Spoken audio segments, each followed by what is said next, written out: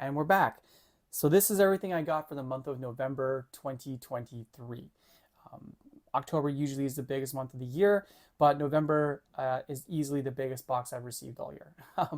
Mostly because some of the stuff I ordered is just the size of the items in my monthly shipment, not so much like the amount of books I got. But as always, kicking off the singles, pretty decent stack. Lots of books are kind of coming to end. Some are ending, and then I don't think I have too many new books, but lots of good stuff in here.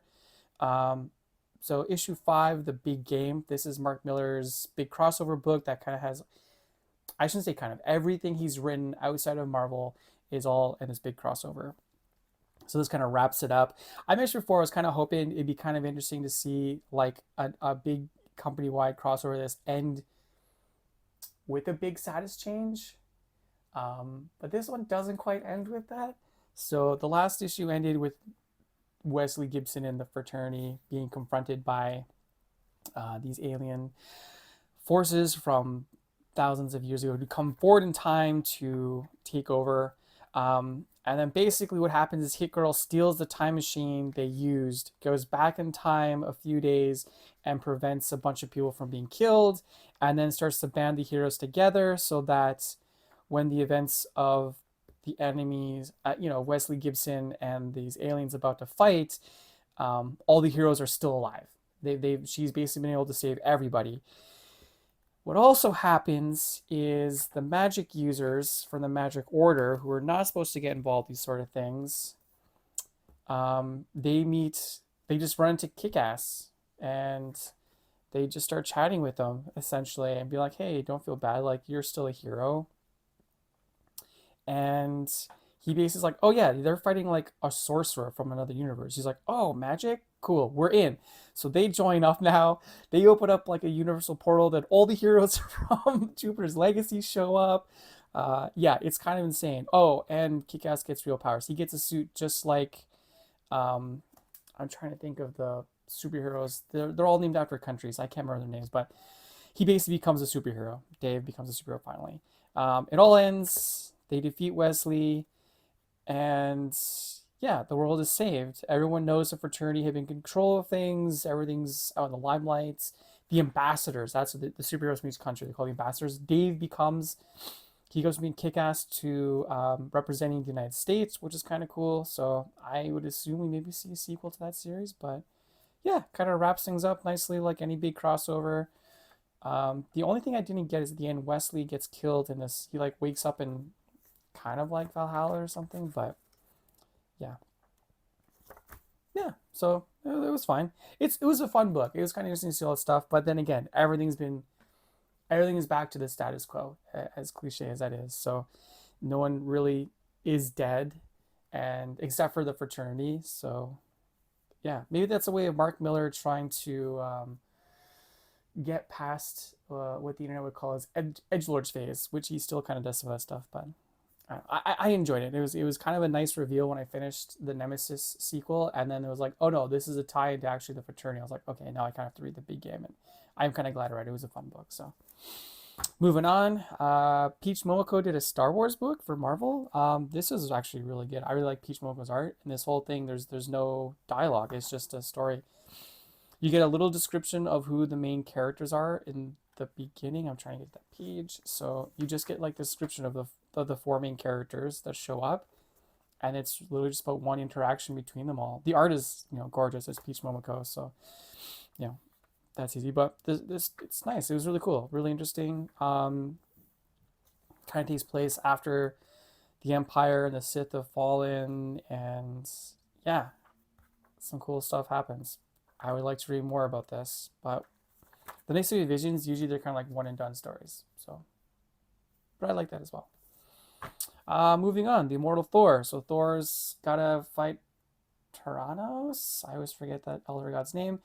Yeah, Tyrannos, and Tyrannos is coming. Tyrannos is coming. He's got to gather the troops. So he starts going around and finding all the people that have actually wielded Mjolnir in some point in time, and literally creates a Thor corpse. Storm, Jane Foster, Loki, Beta Ray Bill, and yeah, they're all going to stand together and fight Thor. He does have multiple Mjolnirs. I think they're going to have to keep tossing around. I don't know. They only have so much time to use the magic, and then they'll fight him. But then there's this weird side stuff in the back where this guy is actually reading Thor comics and wanting to get involved. He calls himself the true storyteller, which is what Loki is. Loki is also the god of stories now as well. So I don't know. We'll see where it goes. I like Ally Wing as always, so we'll keep going. Panya, number 4. This is the end of the Panya series. She's like a, well, I wouldn't say she's a major character in BPRD for a long time. She's a mummy, so it kind of shows how she gets to where she is. I actually really enjoyed the ending where it's like she comes into the realization of what her powers are and what her mission is during like these ancient times. And then she immediately dies, gets mummified, and then wakes up when she's found by the Heliotropic Brotherhood of Ra and falls into like the BPRD. It's really interesting. I like how that all kind of tied together there. Gods. This is a new series. I got issues 1 and 2. This is a new Jonathan Hickman book from Marvel. It's kind of there's these 2 groups. I'm not gonna remember their names, whatever. Creepers. But basically, there's one group, they're like, science, they believe everything is scientific, that there is no gods or magic. It's just literally like AIs who are growing and expanding the universe. And then there's like the magical side of it, and that's this guy, and this is his wife, but she's actually now joining the science club, and he's with the magic guys, and they're at war, right? So but yeah, it's an interesting book. It's kind of like interesting new characters in Marvel Universe. It's Jonathan Hickman, so I'm obviously really excited about it. The art's really good. Doctor Strange shows up. There's this really good conversation in the beginning where he's talking to Doctor Strange about like, are you good or evil? Like, what is it, right? How can you tell the difference? And then it kind of jumps back in the past. It kind of gives a bit of backstory of these new characters, and then jumps back to present just for that conversation where these people are opening up, like they're doing some bad magic stuff. So all these people get brought together, like members of the Illuminati. So you got Reed Richards, you got Black Panther, you got Doctor Doom, you've got Clea, like some pretty heavy hitters, Doctor Voodoo, and they come with this plan to try and fight this evil on 3 fronts. And while this is all happening, I can't remember this guy. I want to say his name is Ren or something. I don't know. This new guy. He's kind of ignoring the whole thing, and he's just he seems to be doing his own thing, going around making these trades. He goes to the collector and trades for something. He's trading, making these vows and these bonds, and then he shows up, and Doctor Strange is there, and he's like, oh yeah, pretty much we need everybody else to do that thing so we could get this book that's basically going to stop this guy like easily. And it's that question, like, what is good, what is evil? Like, you basically sacrifice all these people just to basically buy you some time to get this thing going to then stop your plan. But yeah, it's pretty good. That's like the first issue. It's a big oversize. Second issue kind of picks up where after those events, the kind of science team, they're pretty much like most of their members are wiped out. There's only like 3 left, so they got to start recruiting. That's this woman here. She's getting swept up into these adventures now. But yeah, I don't really know where this is going. It kind of ties into Marvel stuff because it takes place in the Marvel Universe, but it's just on a Hickman book, so I'm going to buy it. I'm going to read it until he's done it, so we'll see. The last time he wrote kind of his own book was Agents of S.H.I.E.L.D., I want to say. That was really good. And then S.H.I.E.L.D., which was also really good, so I'm a big Hickman fan. Moving on, issue 2 of Transformers. Last issue, Optimus Prime suplex Starscream and escaped. And now we're learning more about the Autobots and Spike, and it's kind of cool. They're like obviously trapped on Earth, and they're trying to find Energon to basically. They need, well, both sides need Energon, but the Autobots are not in the Ark. The Decepticons have the ship right now, and they're both trying to get Energon to basically wake up more Transformers. So they're kind of at war, which is kind of cool. There's a nice little like Duke shows up. There's a panel here. Yeah, you see he's like guy escapes from a plane while they're fighting Starscream, and he survives. He's got Duke on his jacket. Like, oh, okay. It's happening. So yeah, nice and fun. It's great. I love Daniel Moore Johnson. The art again is awesome. Story's kind of picking up, so stick with that one. Issue 2 of Giant Robot Hellboy. So this one does actually start to tie back into an older BPRD book. I want to say like, I don't know, from like the 40s or the 50s. And this like, there is this case Bruton was on when they find this substance that can turn creatures into monsters basically out in the desert. So they get it, and supposedly some of these people took it and started their own lab on this island to turn things into monsters or open a gate, which obviously went wrong. So, and then yeah, Hellboy is still a giant robot, but he wakes up, goes on a rampage in the lab. They have to put him back, knock him out again. But this cool part with like the robot, even though now Hellboy is disconnected from this robot, the robot's still fighting, and they see on the screen to see what the connection is. It's all these people that Hellboy's interacted with over the years. They're all kind of tied either to the right hand of Doom, or there's this like sword, I think the sword of Ura or Uru. I don't know, so many artifacts throughout this book. I can never remember all the names, but yeah, one more issue. It's pretty good. I also got, I didn't suspect this, I got the cover by Jeff Dara, which is really nice. And it's a great wraparound cover, which is great. If you can get Jeff Dara to do a cover, you should make him do, get him to do a wraparound. He loves to draw big stuff. So, Berserker, Fallen Empire. This is just a nice little one-shot, little thick book of Berserker. This is actually, I was going to just stop not getting some of these one-shots, but the last couple have been really good. And this one actually continues that trend. So our main character, this woman is traveling through the desert, and she's basically like finds these guys who record history. And she's like, I need you to write this down. I'm the last survivor of this empire, and I need you to tell me my story. So she talks about how she lived in this kingdom in the desert, and they found the immortal, and then they realize he's immortal, so they trapped him. He escapes with the queen, or the queen frees him, and they escape together. They fall in love. She betrays him, and then he basically just starts murdering everybody, and he wipes out all these kingdoms. Not for like revenge or anything, just because he's like, I'm a monster and I'll prove it to you. So yeah, nice little fun one and done story. I hope more of these come out. Keanu Reeves is helping with writing. I don't know how involved he is. He's created by him, so he's not really writing this, but there's a couple pages in here, like this one. Like this basically looks like Keanu Reeves. So I'm hoping the Netflix stuff picks up. Maybe like the animated series could be some of these one-shots in a live-action movie. I don't know. We'll see. But yeah, from Berserker Stories. Black Hammer, the end. It's certainly leading up to the end. So within Spiral City, the anti-god basically kills a bunch of more people. The plan to stop him with this like multiversal version of the team that had previously defeated anti-god does not work. Then in the real world, the Black Hammer, her daughter has taken off, finds Colonel Weird, but then realizes Colonel Weird is actually already been contacted by the evil Black Hammer. So yeah, we'll see what happens. Surely her or her daughter are going to pick up the Black Hammer and fight their parallel version of their dad, who's evil Black Hammer. And the anti-god gets defeated? I don't know. But there's also a bunch of Colonel Weird stuff happening. Like the book opens with the Council of Weird, the Parliament of Weird, and they're all like watching stuff. It's like, no, we just, again, in their very cryptic talk, we just have to sit here and watch and wait for our moment. So we'll see. Void Rivals, issue 6. So I give every book 6 issues. I really like this one. I'm digging this series, so I'm going to keep it going. Keep reading it monthly. I also really like this cover, just because it kind of tells you a nice little story. I really like covers like that. I think a lot of these covers kind of do that, but sometimes you just get a flash of all the characters or the art or something. This is really well constructed, in my opinion. But yeah, our two main antagonists, they're back. They've gotten back together, and they're going to escape off planets, and they get stuck because there's a member of the Resistance who sells them out. So they go on the run, and they head to, because their planet is like surrounding a dying star, and each faction lives on either side, separated by this thing called the Wasteland. That's basically where they're going to go. They're going to go to the Wasteland and try and get across that to get to the other. They're trying to get to the dude's side.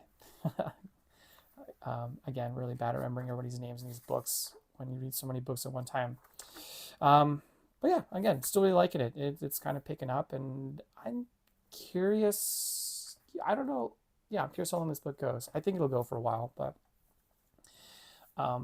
there's still some Transformers in it, so I think they're setting up like what might be the next arc.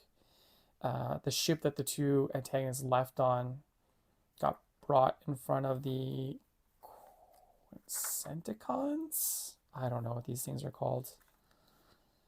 Um, and yeah, they're interested in that planet as well. Probably because it's something to do with Energon, I'm going to guess. But moving on. Plot holes, issue 4. So yeah, a lot of stuff like all issue 3s in a 6-issue series. Issue 3 is the big one, right? Lots of stuff is revealed, questions are answered. So the team is back together. All the secrets between them have been revealed, and they're going to work together to try and stop this virus worm thing and separate their friend who's kind of been fused with it. So yeah, it all kind of goes together. It's a nice and fun story. No complaints. I've been digging this book. Yeah, it's a lot of fun. I think there's only a couple more issues left of this too. But again, I really like Sean Gordon Murphy. He always puts together a good, fun book. So lots of fun there. Ultimate Universe #1. So this is just a one shot that's kind of kicking off the new Ultimate Universe created by Jonathan Hickman.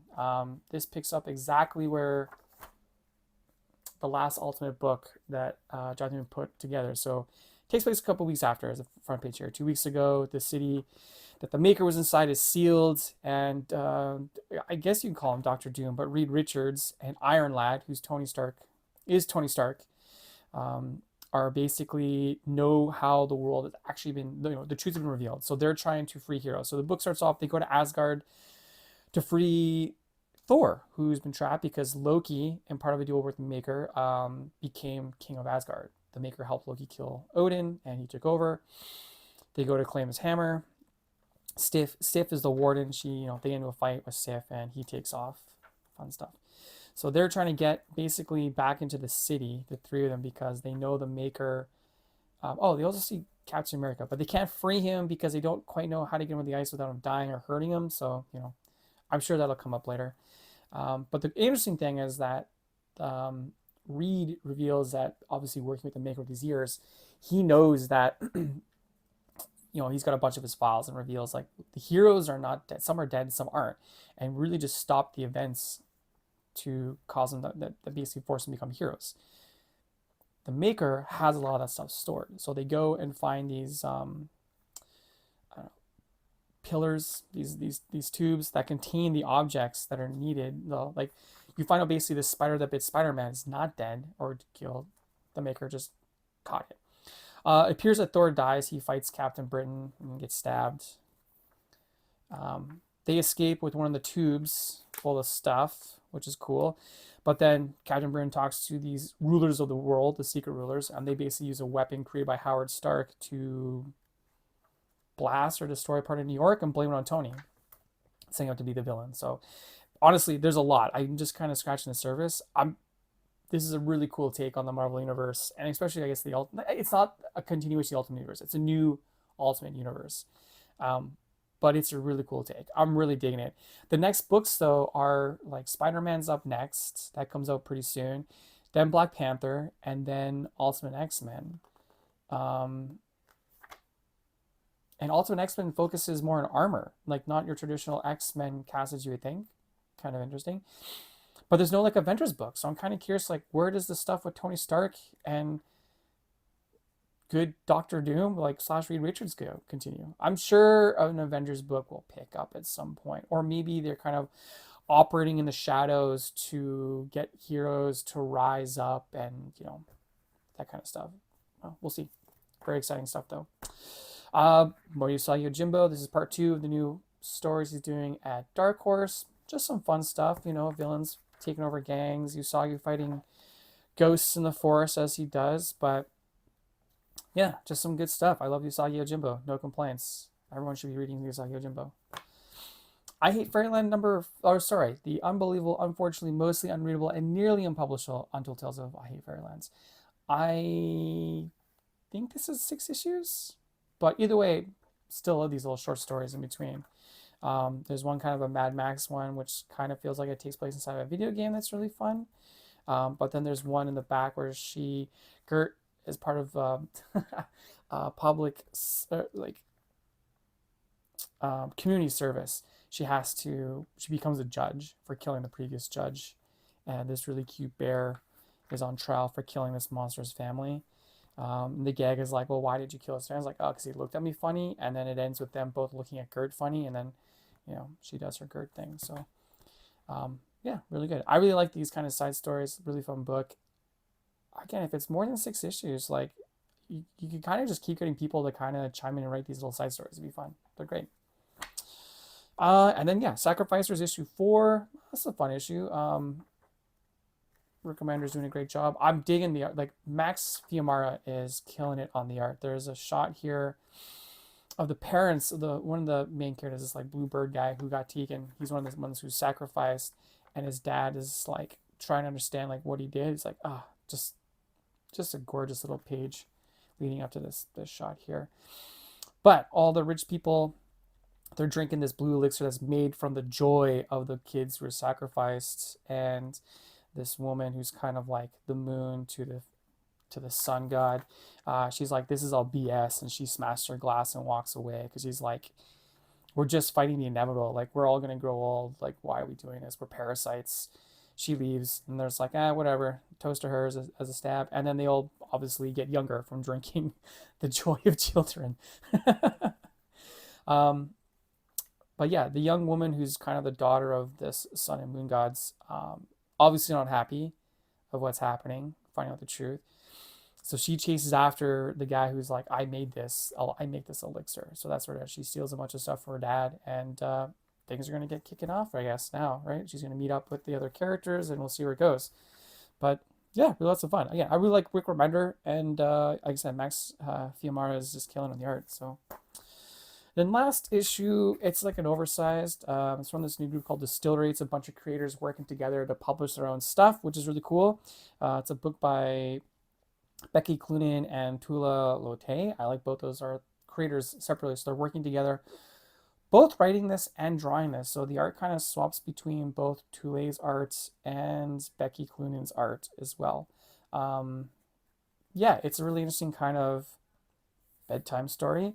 This world kind of living between two worlds in a way, but yeah, it's a nice. I thought when I got this was like, oh, this is like really big. This is just like a one shot, but it actually is one issue, and they're kind of. I think it's gonna go. Well, the issue is coming in January, so it's like quarterly, which is, yeah, that's really cool. I kind of like that.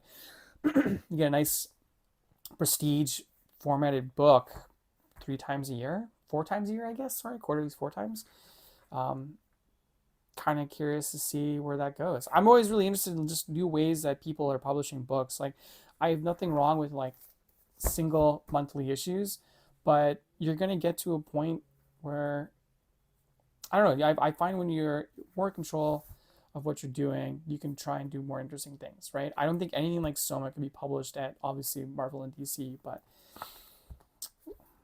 would Image? I don't know, I guess Image or Dark Horse would. I guess it's a question of just like owning their rights and how much money they're getting for the book. So I'm sure them having their own publisher, they're taking a much larger risk. But yeah, anyways, moving on to the trades. So lots of trades this month, as I said. This was like the biggest box I got in a long time. So kicking things off, I got a book by Osamu Tezuka, the godfather of manga, creator of Astro Boy. This is a translated version of a story he did called 100 Tales. It's kind of his take on a fairy tale, like a fable that he then set in like the feudal period of Japan. But really, I got it because I love Osamu Tezuka. He is the godfather of manga. And it's just hard to get anything that these older mangakas have done translated. So if I see it, I usually just pick it up because you never like. There's so many books that I've seen like, oh, this will be around because it's published in English and I can pick it up later. And they're like, nope, they only did a couple of prints and now it's gone forever. And they just don't reprint it anymore. So I just kind of need to get it. But again, I like Osamu Tezuka, so looking forward to reading that one. Next up, I picked up a couple volumes. I'm getting caught back up on Copra by Michael Fyfe. It's kind of this Suicide Squad 90s comic Jack Kirby love story. That's kind of my elevator pitch, but it's a lot of fun if you like any of those things. About this group called Copra, they're basically a Suicide Squad. They're a group. They're not all criminals. They're not criminals, but they're basically sent on these like suicide missions. In the first issue, this mission goes terribly wrong. They get this artifact that actually is a key that can open gateways between parallel universes or other worlds, and things really kind of take off from there. Michael Fyfe publishes the single issues on his own. The first 5 volumes were printed by Image as reprints, so I got those, and then he started doing the single issues through Image after that. Those stopped going through Image, and he started self-publishing those again, and it's just hard for me to keep up or even find those ones because he only does small runs. So, but once he's done an arc, they get collected and Image prints it. So round 6, these are the new issues after obviously volume 5. I actually have most of these as single issues because I was getting it when it was being published monthly by Image Comics. But then once that's done, he's been continue on, and that's where round 7, volume 7 comes in. So I've read most of volume 6, and I've read none of volume 7. So very much looking forward to getting caught up with this. I've got the other 5 volumes because I'm a big fan of Cobra since I started reading it. So I highly recommend, again, if you're into like, it's just got this very, I say Suicide Squad, maybe more like the older like 80s John Ostrander stuff, but there's definitely like characters and things here like very much Jack Kirby-esque. It's kind of a play on like 90s comics as well, all the characters and heroes and their costumes. But the art's really good. The story's pretty wild. Lots of cool characters in it as well. So highly recommend that. I also picked up Bad Karma by Alex DeCampi, Ryan Howe, and D. Kniff. Terrible names. I just like the premise of this book. So these hired killers, ex-military people, they frame someone accidentally for a job they pulled off, and that person's on death row. So they're basically trying to correct that and free them and maybe find the person who did it. So yeah, it sounds like a really fun story. It's a really nice put together book. Actually, I wasn't expecting such a nice little hardcover. I really like Alex DeCampi. I read a lot of their stuff, so it's kind of like a no-brainer for me. And then yeah, another month, another volume of Berserk. This is volume 14. I am now officially caught up after 2 years of getting these. I'm now fully caught up with the latest releases. So volume 15 will come out eventually. 16. Again, I have no idea how long this is going to go because Berserk is coming to an end. But I now have all the ones that are out within the first printings. So that's really the most important part for me. I really dislike when I start getting something as a collection and then like the second printing or I miss the printing and then like the backs don't match, the different presentation. Like I like it all being nice and clean. It's just like a thing I like, an aesthetic choice. So yeah, so that's all the guy. That's almost everything. Give me a second. I've got to adjust the camera again for the last bit of stuff I got this month. Be right back. Okay, camera's adjusted. And the final thing I got, which made the box so big this month, was I got the 10th anniversary editions of Black Science. 3 volumes. 1, 2, 3 there in the bottom. This is one of my all-time favorite Rick Remender series. And I love the art by Matteo Scalera. This is just such a great, honestly, just such a fun science fiction book. It kind of starts out as like a Lost in Space vibe where this dad, Alan Grant, I want to say his name's Alan Grant, but Alan creates this machine that can basically, they describe the multiverse as like an onion and you can peel the layers, you can travel through the layers. So he creates this device that can do that. It can travel through the layers and they're going to go through. Of course, when they do, something goes wrong. There's some sabotage and they get trapped and stuck and the machine can't get them back home. They can only keep jumping. And yeah, it kind of goes from there into this just crazy multiversal adventure. It's great. And by the time it comes to the end, it's kind of a story of like, what was the cost of Alan's just obsession with this machine and his obsession with his science over his family? And yeah, it's great. It's one of my all-time favorites. So this is the 10th anniversary edition. I got all 3 because I mentioned with Berserk earlier, I really don't like getting oh, I have the first edition and I have a 5-year edition. Here's a 10-year edition, and all the spines are different and they're all different sizes. So when I saw when Rick Remender was showing he was doing the 10th anniversary edition, I was like, I'm just gonna bite the bullet, get all three now because they'll probably go fast. And then I've always kind of wanted the hardcovers. They're really hard to find the first editions because they came out not exactly 10 years ago, but they go fast. So I want to get all three. So that's why the box was so big, because I got all of that. Those three books stacked is about as high as everything else in the pile. So yeah, lots of stuff this month. But hey, it's December. I got lots of time to kind of catch up on reading. I've been reading through most of this already, hence why this video is a bit late. But as always, let me know what you think. And let me know how you feel about any of the books. Send me your cheers, send me your jeers, and I'll see you next month.